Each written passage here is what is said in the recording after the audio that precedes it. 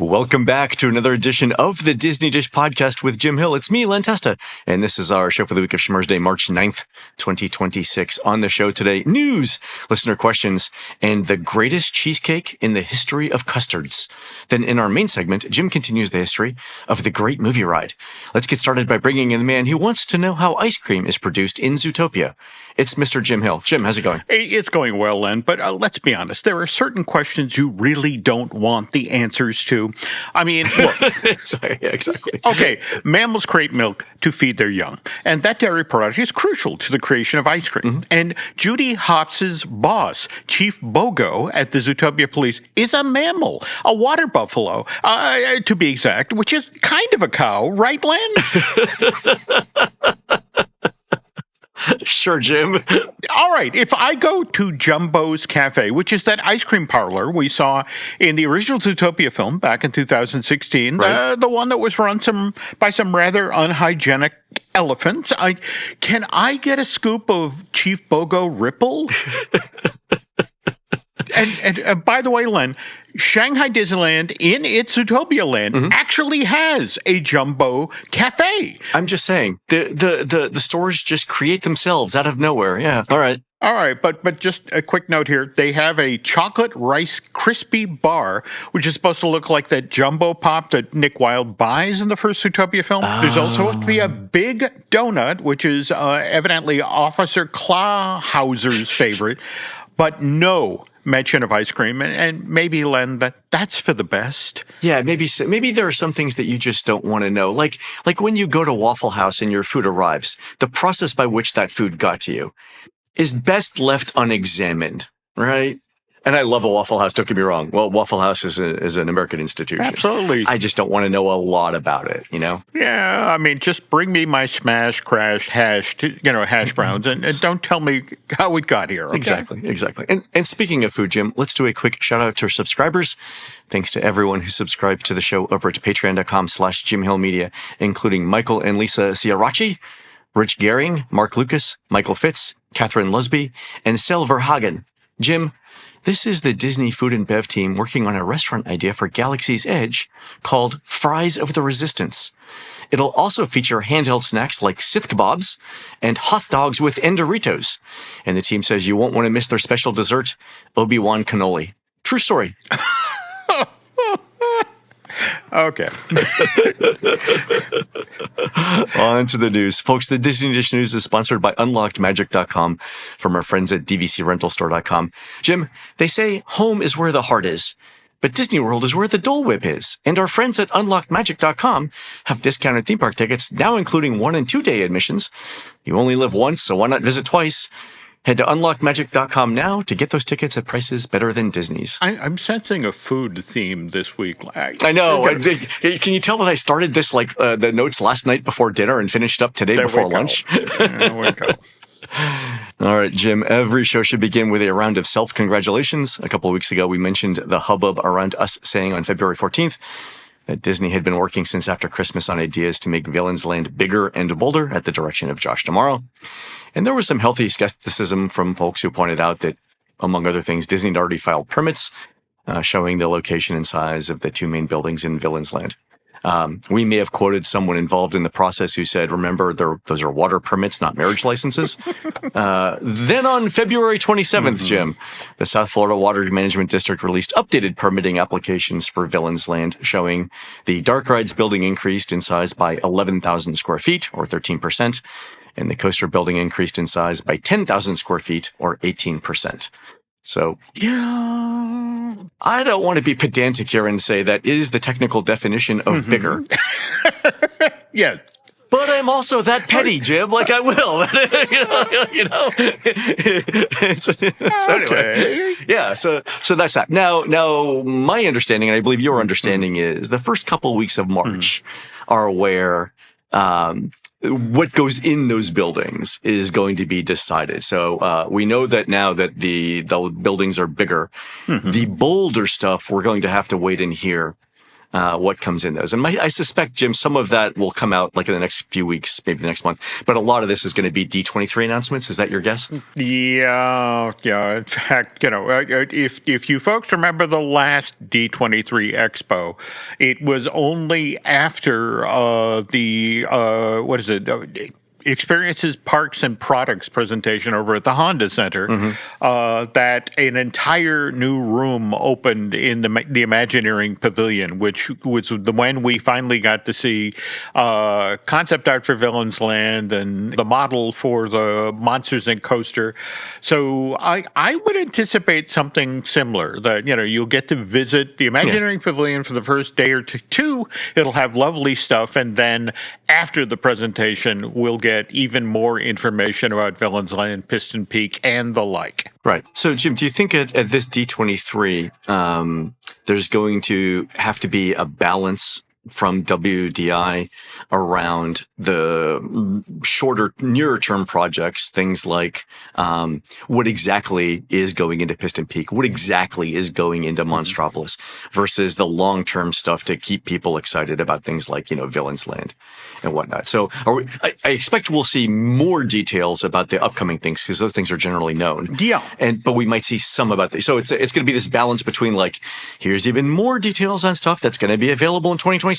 Book your vacations now, versus like, oh, this is gonna launch in 2030. Here's what we're thinking right now. Yeah, I mean, face it, you need to, as Mr. Schull likes to say, create a reason for an intent to visit. Right. So there will definitely be stuff front loaded, but at the same time, there will also be, just over the horizon is even more cool stuff. So you can come back in 4 years. Right. We've got at least 3 D23s between now and the time that Villains Land opens. So we've got to parcel this stuff out, right? There we go. There will be sizable breadcrumbs, but breadcrumbs even more the same. Sure. A couple of other points around Villains Land. Number one, the train station. We're now pretty sure the thing that looks like a train station is a train station. I don't think we can say how we know that, but yeah.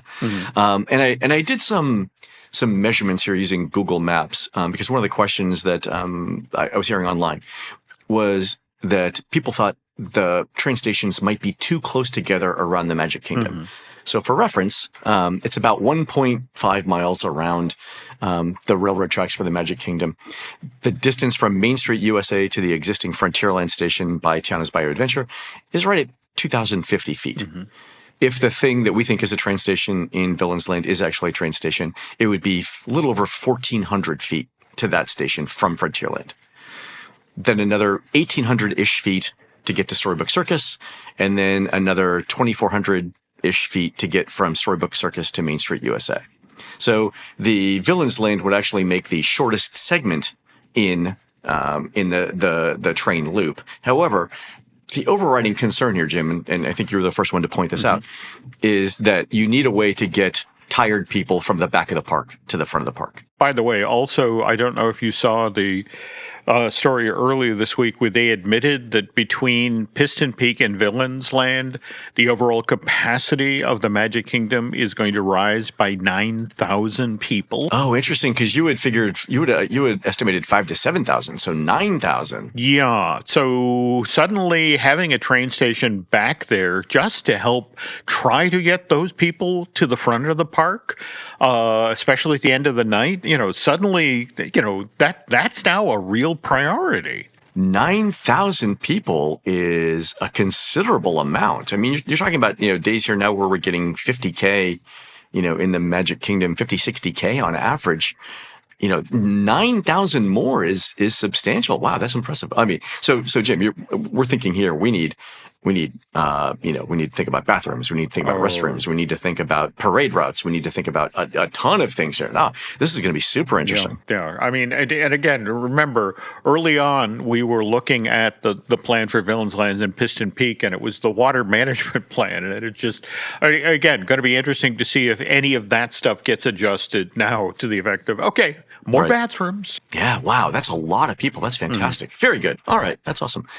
Also, Jim, last bit of thing to come out of the permits that came out last week. The permits now say that the infrastructure work for Piston Peak and Villains Land will be complete by December of 2027.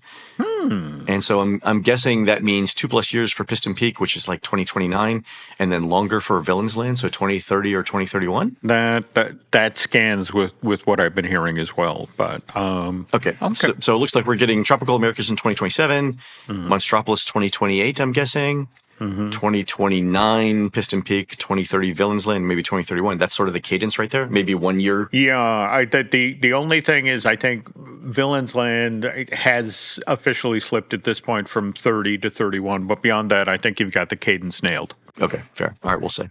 Other bit of news in Walt Disney World, Rock and Roller Coaster Starring Aerosmith closed last week. That's why I was with Jim Schul in the parks. Jim, I'm guessing that to get this thing ready for its summer opening, Disney is going to make minimal changes to the ride vehicles and the ride track itself. Are you hearing that? Yeah, I mean, my understanding is that there will be some change in the signage in the actual ride to reflect that, you're traveling with, Dr. Teeth and the Electric Mayhem. But, and remember, they shut down the pre-show months ahead of time so they could get in there, with the animatronics that are going to be part of the pre-show. But you're not wrong. Not a whole lot of physical changes to the track, and the ride vehicles themselves. That this is all about get this thing open as quickly as possible, but do make it an authentic celebration of the Muppets. All right, I think that makes sense. So I guess, Jim, the thing that is going to be the largest piece of work on this change, besides the pre-show, is going to be getting the music recorded for the show. I'm assuming here that we're going to do something like Guardians of the Galaxy, where we're going to have different random song selections with each ride. It's not going to be the same static track all the way through, right? That is what I've heard. What's kind of interesting is that the Disney Muppet folks right now, especially because they haven't yet officially greenlit the return of the Muppet Show. I mean, it's looking very, very promising. But, the folks over there on that side of the fence don't want to do anything to jinx the possibility of show. It's like, every time I quiz somebody, it's like, I can't tell you. I can't tell you. I really can't tell you. Yeah. Like, who are you thinking about having on this soundtrack? Can't tell you. Yeah. Like, I've had the same conversations. Yeah. Just can't do anything to possibly offend our gracious overlords at the Disney Corporation. That is, I think, the big thing. If they do the soundtrack and do it well, it's going to bring a lot of people back just to be able to hear the songs with the Muppets. Absolutely. Yeah. That's going to be the secret sauce, I think, of this attraction. All right. So, Jim, are you hearing any dates? Do you think early or late summer for this reopening? Oh, they want July, but what I'm hearing from the team is like that's really optimistic, and if we're being realistic, we're talking August. So, but that August, early August, as opposed to towards Labor Day. It's interesting that you mentioned that, because our friends over at WDWMagic.com noted that Disney filed an updated permit for Big Thunder Mountain last week. And that permit's new end date is August 31st, 2026. The original date was this week, March 13th. And Disney had previously said spring for this reopening. So that really gives them till late June-ish for at least that permit work, right? Yeah. So do you think the cadence for this is going to be for the big reopenings of things? I think we all think Buzz Lightyear is going to open first. Oh, got to. In fact, in fact, I was chatting with Mr. Schul about, your walk through to the parks, and weren't you noting that, it's still behind construction walls, but, it looks like they're doing the exterior paintwork now, or? Yeah, concrete paintwork. I think there may be some light queue reconfiguration. Okay. Because the thing that I noted with Schul was Buzz is going to be super popular when it reopens. The additional outdoor queue space eats into that little courtyard where they do character greetings and things like that. And I don't know that particular valuable piece of real estate is what Disney wants to use long term. So if they can push the queue out to be a little bit more in front of the attraction, that might help with keeping that courtyard clear. That was just my hypothesis. Okay. That's good thinking, Len. Fair.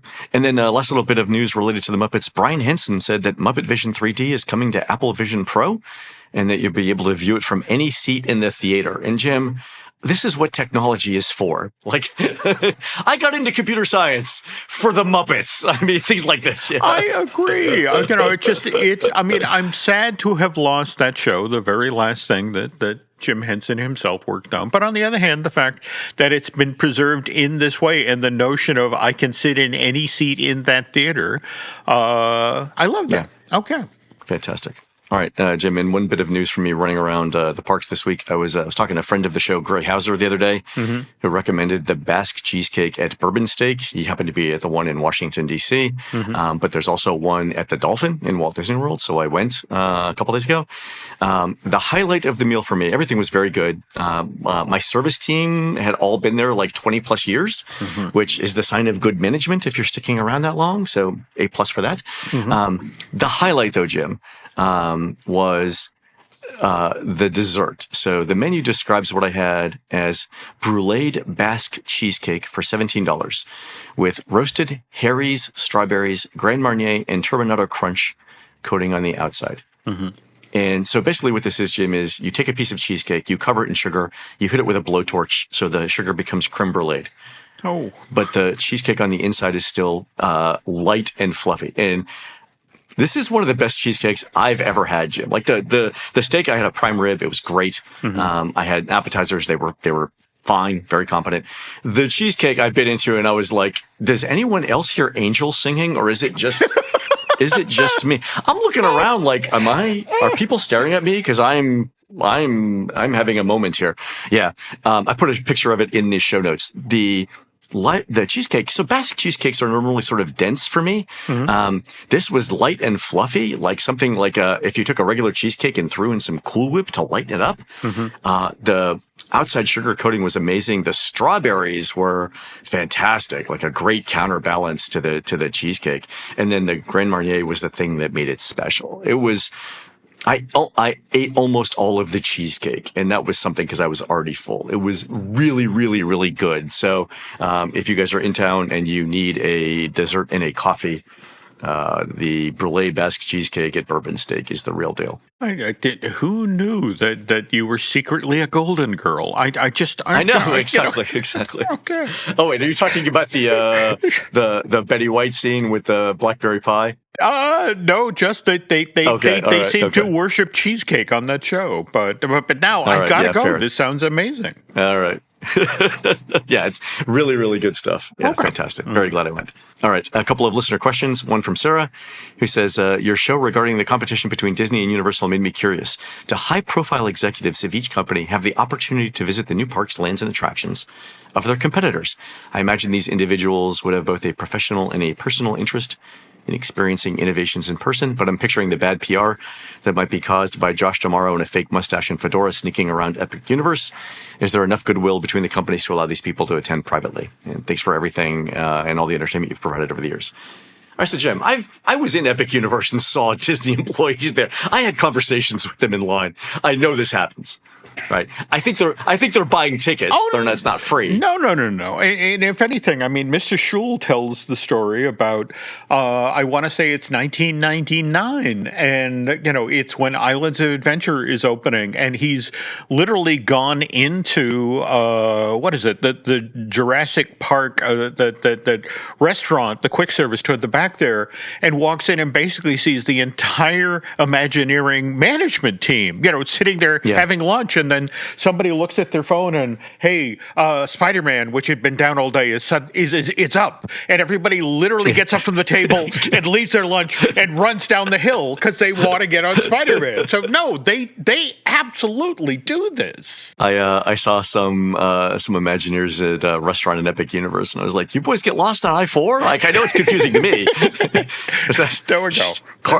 Carpool take a wrong turn at Albuquerque? Like that sort of thing? No, I mean, you want to be, and again, it's such a small world. So many of, the folks who have worked for Universal wound up at Disney and vice versa. And, and more to the point, you want to see what the folks across the street are up to. And, to face it, we got Galaxy's Edge because Disney came and saw the Wizarding World of Harry Potter and went, oh, no, we have to step up our game. We need one of these. I want one. There we go. Right? There we go.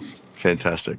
All right. Stephen and Allie wrote in after last week's story that the upcoming Magic of Disney animation attraction will feature Olaf, learning how to draw classic Disney characters, including Olaf, and said, this belongs in Epcot because it's the Making of Me 2.0. And I responded with, Jim, on your behalf, we do the jokes around here, Stephen and Allie. But that was a good one. That was a good one. Yeah, exactly. Okay. All right. All right, folks, we're going to take a quick commercial break. When we come back, Jim continues the history of the great movie ride. We'll be right back.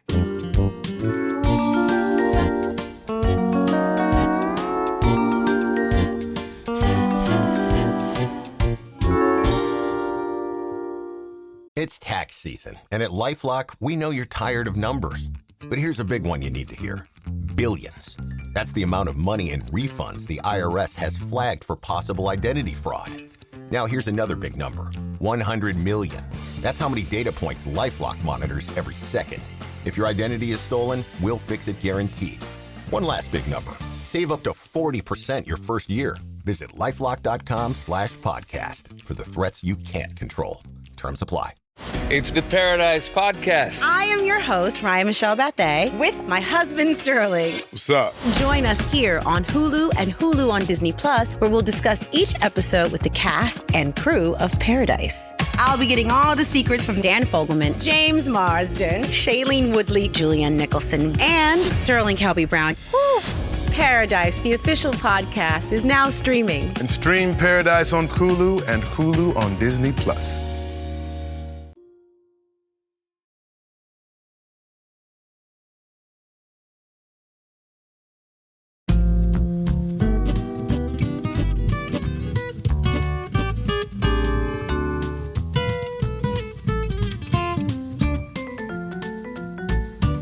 All right, Jim, last week we left off talking about Mann's Chinese Theater and the history of that and how it became a Hollywood icon. Yeah, and what was interesting is we had a number of Disney Dish listeners reach out with comments. For example, Chick S. wrote in to say that he loved the look back at the history of the Chinese theater, but he also wanted to remind us that this building at Hollywood Studios isn't the only recreation of a great movie palace that you'll find inside of a Disney park. And there is, of course, the Carthay Circle at California Adventure. Oh, yeah. Forgot that one. Yeah. Okay. And on the other hand, Disney Dish listener Kerry G had his own follow-up question. It's like, why was Michael Eisner so dead set to get the name of a Mann's Chinese Theater changed to just the Chinese Theater? I mean, when that theme park opened, it was called Disney MGM Studio. So Eisner, at least initially, didn't have a problem with Disney World's third theme park using the names of real places and companies out in Hollywood. So what was so different about Mann's Chinese Theater that made Michael need to change that building's names to just the Chinese Theater? And just a quick note, thanks to Chick and Carrie for writing in, but I think I can address both of these listener comments with a single storyline, and that has to do with Ted Mann, the man who bought Grauman's Chinese back in 1973 and put his own name on this historic structure, which ticked off a lot of powerful people out in Hollywood, with one of them being a certain Michael D. Eisner. Oh, there you go. There we go. But here's the thing. Important to stress, Ted Mann was a philanthropist. Over his 84 years on the planet, we lost Ted January of 2001.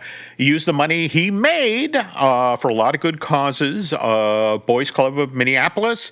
By the way, Len, that's where he got his start in the movie business. He rented the Selby Theater in St. Paul and ran the entire operation himself. I mean, he sold the tickets, he ran the projectors, he made the popcorn. And also worth noting that, Mr. Mann was very generous when it came to the Landmark West School for dyslexic children out in L.A. But he, that said, this very generous guy was still a tough businessman. And the folks at Disney, when they were working on Disney MGM in the 80s, if this theme park was going to work, it needed an icon, something the equivalent of Sleeping Beauty Castle, at the end of Hollywood Boulevard. And the feeling was, look, it's got to be a classic movie palace. And the most famous of these, of course, is Grauman's Chinese. So, all right. Sure. So Disney enters negotiations with the Mann's Theater Organization, and Ted takes a personal interest in the project. And Len, things got thorny. And so at one point, the negotiations got so bogged down that a representative at Disney, in frustration, turned to Mann and said, there are other Hollywood movie palaces out there. I mean, like, the Carthay Circle, for example. I mean, that's where... There you go. Look at that. All right, where Disney debuted Snow White back in 1937. I mean, look, pal, this has a direct tie to Disney company history. And if you aren't willing to award us the rights to the Chinese theater to build down at MGM, so, it's no skin off our nose. We'll just reach out to whoever owned the Carthay Circle and then use that movie palace in our new theme park. So we could have had the Carthay Circle in Hollywood Studios. Well, yeah, but here's the thing. Mr. Mann says, well, yeah, of course, you could do that. Just one problem with your little backup plan here is like, you see, I own the Carthay Circle, too. Go ahead. Oh, God. And you're like, okay, what's step 3 in your master plan now, Disney? Like, now, where this gets interesting is I don't entirely understand how Ted Mann, again, he's negotiating with Disney at 85, how he owns the Carthay Circle, because that movie palace, which, by the way, opened 100 years ago this May, it was actually torn down in 1969. But I think what Ted was saying is that as part of acquiring the National General Pictures theater chain, the Mann organization somehow got its hands on the blueprints that were used to originally build. And, and again, by the way, done in the Spanish colonial revival style, theater that sat over 1,100 people. Mm-hmm. And so if Disney wanted to build an exact recreation of this, which, by the way, Len, it wasn't just Snow White that had its world premiere here. Fantasia had its world premiere. Hell, Gone with the Wind had its world premiere at the Carthay Circle. Wow. Okay. All right. So big movie premieres there. Okay, yeah. fine. So again, if Disney wants to authentically recreate the Carthay Circle Theater inside of one of its theme parks, it's going to need access to those blueprints. So this is why the Mouse very begrudgingly continues its negotiations with Mann, and that's how they eventually get the rights to the Chinese theater. Now, all right. By the way, the Disney organization would recreate the Carthay Circle Theater not once but twice inside of its theme parks. With the very first version, Len, being built at Disney MGM. Where was that? Sunset Boulevard. It's actually that the Once Upon a Time store. Just at the just outside of where the Beauty and the Beast live on stage and Fantasmic, where the audiences come and go there. Really, that's the Carthay Circle Theater. I want to say it's half scale. Okay. Whereas the version of Carthay Circle that opened at California Adventure in June of 2012. Yeah. That one was placed right at the end of Buena Vista Street, basically in the same position that we find Sleeping Beauty Castle, across the way in Disneyland Park at the end of Main Street, USA. Now, where this gets interesting is as the Imagineers were putting together their plan for the $1.2 billion redo of California Adventure, first announced in October of 2007 and then took 5 years to complete.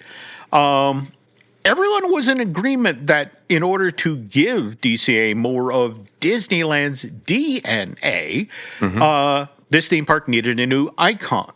Now, as to how we got from that theme park's sun icon to the second Carthay Circle Theater, we'll get to that in a moment. But first, this. Raise the rudders! Raise the sails! Raise the sails! Captain, an unidentified ship is approaching. Over. Roger. Wait, is that an Enterprise sales solution? Reach sales professionals, not professional sailors. With LinkedIn ads, you can target the right people by industry, job title, and more. Start converting your B2B audience today. Spend $250 on your first campaign and get a free $250 credit for the next one. Get started today at linkedin.com/campaign. Terms and conditions apply. This episode is brought to you by Redfin. You're listening to a podcast, which means you're probably multitasking. Maybe even scrolling home listings on Redfin, saving homes without expecting to get them. But Redfin isn't just built for endless browsing. It's built to help you find and own a home. With agents who close twice as many deals, when you find the one, you've got a real shot at getting it. Get started at redfin.com. Own the dream.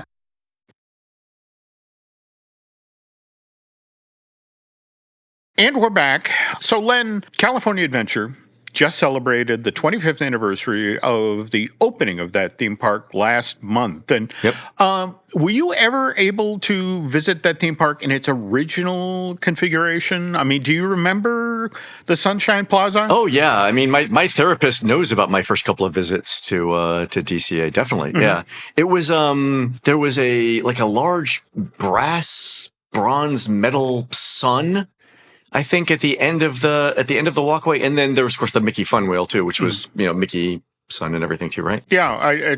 By the way, the sun, Southern Californians refer to that less than enthusiastically as the hubcap. The hubcap, exactly. Yeah. I don't think anyone mourned when that was removed. Well, there we go. But now, on the other hand, me personally, I missed that those 11-foot tall letters outside of the entrance of the park that spelled California. I mean, I used to take Alice there every year and sort of chart her growth by having her stand next to the letter A. Oh, that's awesome. Oh, you could get almost all of Alice out of that. You needed an E. Ah, darn it. You could have done the whole thing. There we go. But the other thing that I loved about the original iteration of the entrance to California Adventure was that massive ceramic mural that flanked the entrance of California Adventure. By the way, designed by veteran Imagineer Tim Delaney and then executed by husband and wife artist Dmitry Lazaroff and Theodora Khrushchev.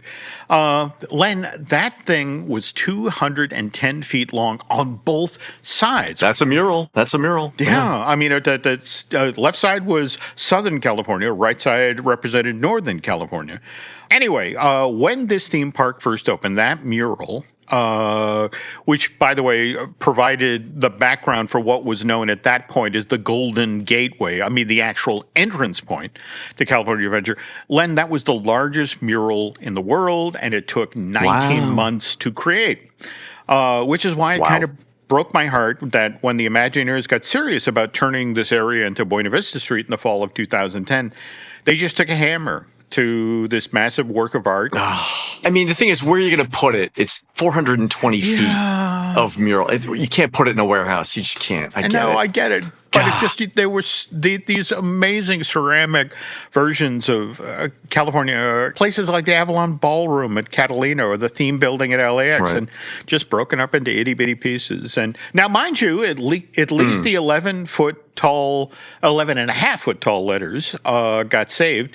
Those got removed in January of 2011 and then shipped up to Sacramento, where in May of 2012, outside of Cal Expo, which, by the way, the home to the California State Fair, they're there now. Oh, there you go. So you're taking Alice up to the California State Fair for her birthday? There we go. All right. But anyway, now let's move past the Golden Gateway into the original iteration of California Adventure's retail corridor, this theme park's version of Main Street USA.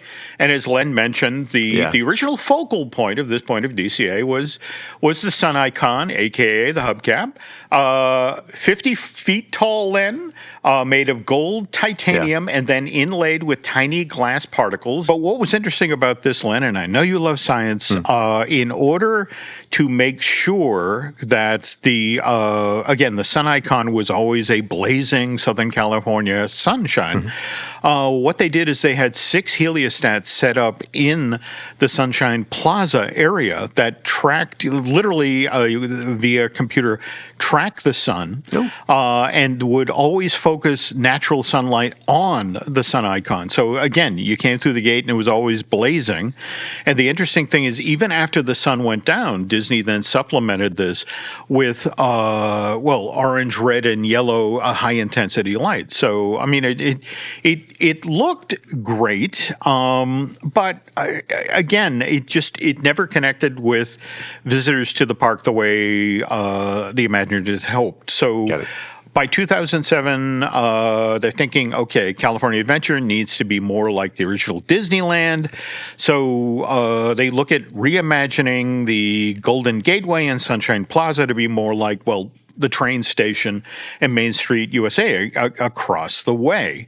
And so this is when the idea of turning this part of DCA into a romanticized version of LA, the one that Walt encountered when he first arrived in Southern California in the 1920s. This is when this bubbles to the top. Okay, but if you're going to do that, you have to, if you're turning this into a version of Main Street USA for DCA, you need a castle equivalent at the end of this theme park's retail corridor. Right. What's pulling people deeper into the park? Right. Okay. Yeah. There we go.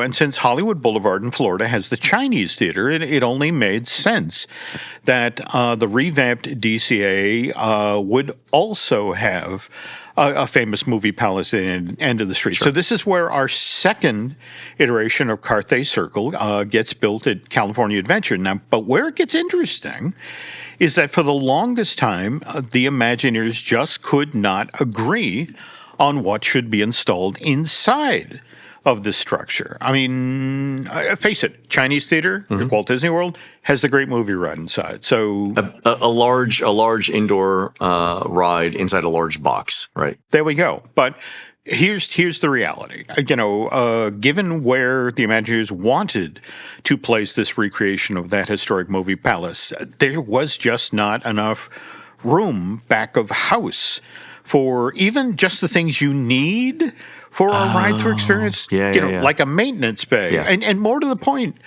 down in Florida, the Great Movie Ride is housed inside of a 95,000 square foot building. And DCA didn't even have a tenth of that space available in and around Sunshine Plaza. So this is why, for a time anyway, the Imagineers shift away from thinking, Carthay Circle was a theater. What if we put a stage show in here? There you go. All right. But at this point, the entertainment team at DCA, raises its hand and says, we already have the Hyperion.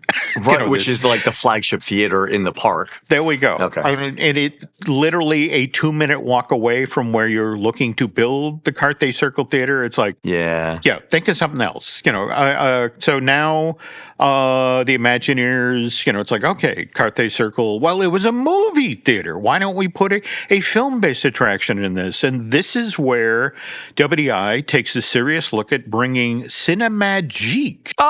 From Disneyland Paris. Yeah. There we go. Yeah, this amazing film-based show, which starred Martin Short, which debuted at Walt Disney Studios Park in Paris when that park first opened in March of 2002. And the notion is bringing this over to Anaheim. And again, this is an amazing attraction, right? Oh, I loved it. So I met.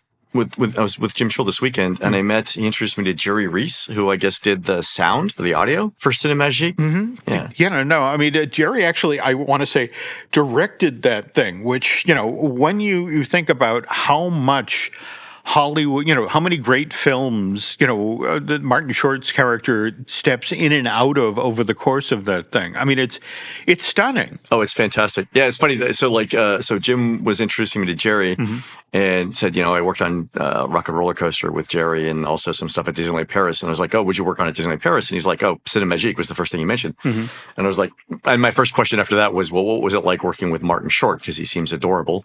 And Jerry was like, oh, Martin was a dear. And apparently he worked on him with the Canada film as well. Oh, but he had nothing but nice things to say about Martin Short, and that's good. So it's a great attraction, and I got fun Martin Short stories out of it. Yeah.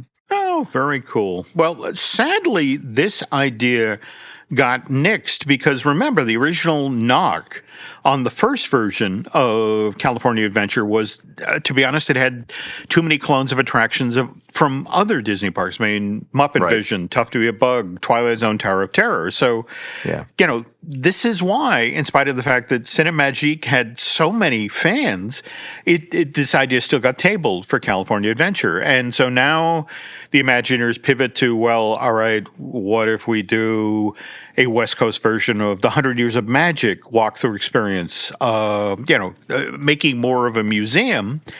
But now it's like, all right, Carthay Circle. Yeah, that's not great. Well, it's like, well, do we make it, a museum celebrating Snow White? Do we make it a museum celebrating Fantasia? And this is when the park is like, again, now a 1 minute walk away is the Art of Animation, Disney animation thing there in Hollywood Land. Yeah, you've got a bunch of small exhibits in there. You're duplicating ideas here. Yeah, this is a challenge, right? Okay. Yeah. So now, it's like, all right, well, what if we just make it a museum celebrating Walt? You mean one man's dream? I see where the problems here.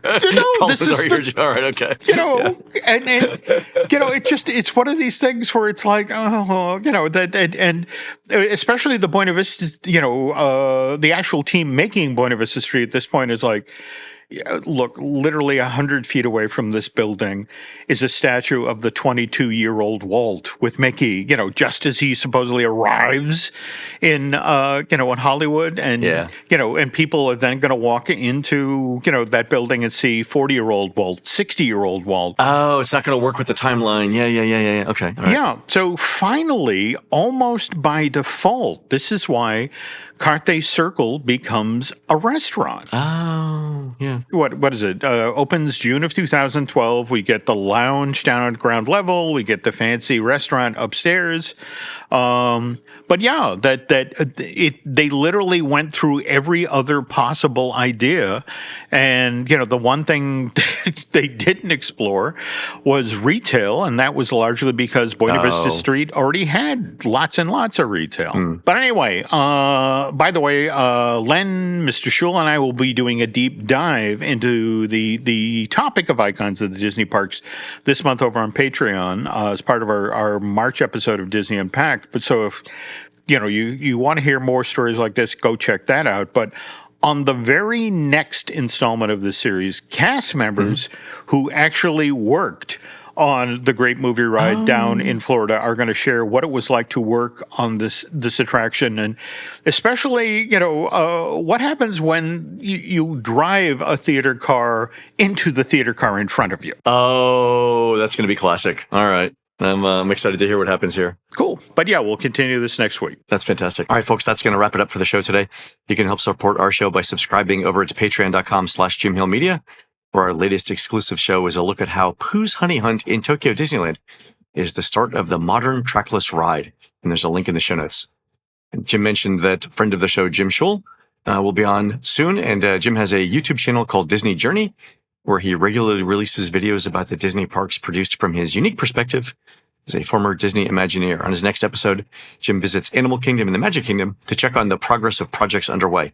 If you like watching earth-moving equipment at work, check out Disney Journey with Jim Schul, and there's a link in the show notes. You can find more of Jim at jimhillmedia.com and more of me, Len, at touringplans.com. And speaking of Chris Cox, our friend, check out The Case 4 with Chris Cox, a new podcast where Chris, Jim, and I debate one theme park topic at a time, and you get to vote on who's right. We're produced spectacularly by Eric Kersey and David Gray. He'll be selling oil, fuses, gaskets, water pumps, and rust-proofing, and throwing in a free tow home with purchase at the British Motor Car Festival, June 12th and 13th of 2026 at Independence Park and Colt State Park in beautiful downtown Bristol, Rhode Island. While Eric and David are doing that, please go on to iTunes and rate our show and tell us what you'd like to hear next. For Jim, this is Len. We will see you on the next show.